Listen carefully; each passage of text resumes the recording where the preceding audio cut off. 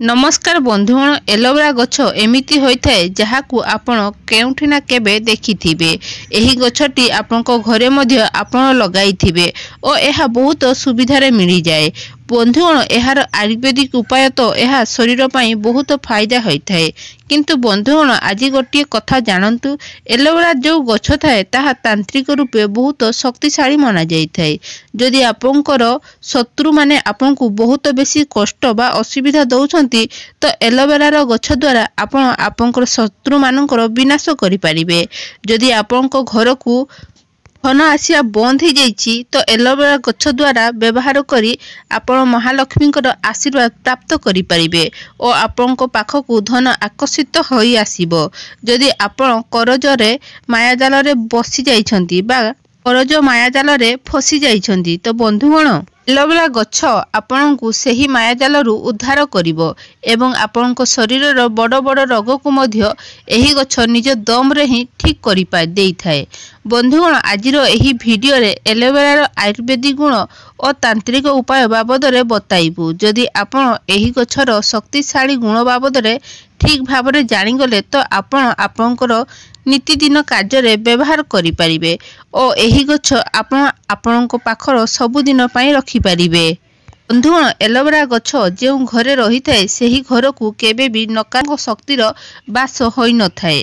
धरा जाऊ आपनको घर को केही खराब नजर पकाउछंती, खराब आत्मा और तांत्रिक विद्या करि देइछंती तो एलोवेरा गछ को आपनको घरे रखिले एही सब शक्तिरु आपण मुक्ति मिली जिवो। बस आपनको सेही साधना और सेही क्रिया करिवे। बंधुगण एही वीडियो खास करी आपण पाई बनाउछु। जदि आपण एही वीडियो को शेष पर्यंत देखिबे और बुझी जाउछंती तो आपनको फायदा ही फायदा मिलिबो।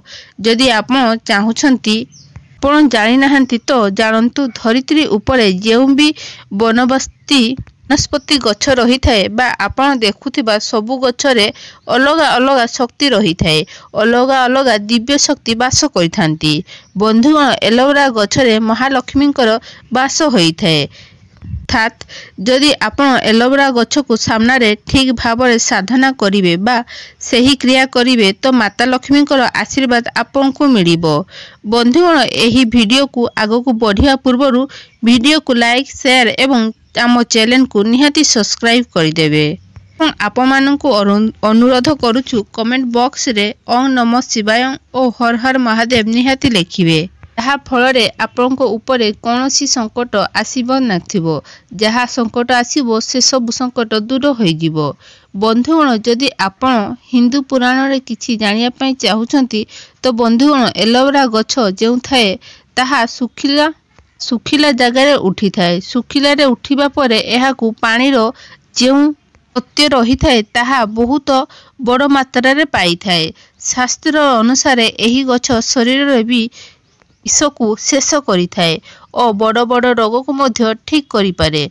मनुष्य शरीर रे केबे केबे एमिति किछि इच्छाद्रव्य शरीर को आसी थाए जहा बड़ बड़ सामना को सामना करिया को पड़ी थाए। अर्थात आपनक शरीर रे केबे एमिति छोट विष आसी थाए जहा छोट रोगरु बड़ रोग होई जाई थाए, जहा परे आपनकर पैसा खर्च होई थाए। जदि आपण एलोवेरा रो गछर सही भाव रे बा ठीक व्यवहार करि परिबे तो आपण शरीर रे थिबा तंत्र को नष्ट करि देई थाए। बंधुगण जदि आपनकर भाग्य आपनको साथ देउ नै, आपनको दुर्भाग्य आपनको पछरे पड़िछि, आपण बहुत बेसी चिंता रे अछंती तो एही कथा जानंतु आपनको कोनोसी ना कोनोसी तथ्य खराब होउछि।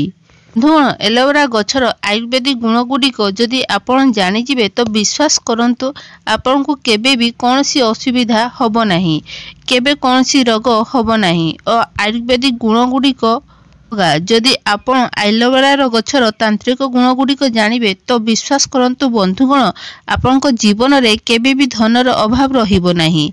जदि कोनोसी व्यक्तिर मनोकामना पूर्ण हो नाही तो बंधुगण आज आपनकु आमे बताइबु सेही एलोवेरा गछर गुण बाबद रे जहा द्वारा आपनकर मनोकामना मध्य निहाती पूर्ण होबो। बंधुगण मने रखिबे एलोवेरा गछ थाए सेही गछरे 3 ବା 4 वर्ष परे गोटे बा 2टी फूल फुटी थाए। फूल आसी थाए। एलोवेरा जेमिति शक्तिशाली थाए एही फूल भितरे ही सही शक्ति रही थाए। जदि आपणको घरे एलोवेरा गछ आपण लगाइछंती सही गछरे फूल होउची तो विश्वास करंतु बंधुगण आपणको घरे उन्नति होई थाए। एही फूल को आपण ठीक भाबरे व्यवहार करिवे। एही फूल को जेमिति एहा पाई चेष्टा करिवे। बंधुगण एते मैं आपण को बताइबु जहा आपण करिवे। उपायटी कर सारा पर आपण जीवन में केबे भी पैसार अभाव रहिबो नाही। आपण जीवन में केबे भी धनर अभाव रहिबो नाही। एथिपई बंधुगण एही वीडियो को जदि आप लाइक करना तो निहाती लाइक करदेवे एवं कमेंट बॉक्स रे निहाती लिखिबे जय मां लक्ष्मी। कहीं माँ लक्ष्मी भी तांकर आशीर्वाद दे था जीवन में केबे भी धनर अभाव हो न थाए। जदि आपण भी चाहूँगी आपण जीवन में धन आसू तो यही वीडियो को निहाती लाइक करिवे। बंधुगण धरा जो आपण एलोवेरा गछर फूल पाई जाइछंती तो आपण एहा करिवे एलोवेरा फूल को नहीं आपण घर को आसीबे और सही फूल को आनी आपण घरे संध्या समय गोटे माଳ नेबे। माळ को 11 थर जप करिवे। 11 थर जप कला परे एही मंत्रटी जप करिवे। मंत्रटी हैला ओम श्रायाय नमः। 11 थर जप माळ करिवे। जप करि साला परे माँ लक्ष्मी मूर्ति बा फोटो सामना रे एलोवेरा गछर फूल को रखिबे। उपायटी को आपण 7 दिन करिवे अर्थात एही उपायटी को शुक्रवार दिन आरंभ करिवे एवं शुक्रवार दिन ही शेष करिवे। सही फूल को लाल कपड़ा रे रखिवे। तापरे सही फूल उपरे टिके लाली सिंदूर लगाई देबे और लाली कपड़ा उपरे बांधी आपनकर आलमारी बा आपन जेउठी धन बा पैसा रखुचंती सही स्थान रे एहा को रखी देबे। देखिए बंधुगण आपण जीवन में धनर अभाव केबे भी हब नाही। माँ लक्ष्मी आशीर्वाद आपण उपरे सबुदिन रहिबो। आपण जीवन में बहुत उन्नति करिवे।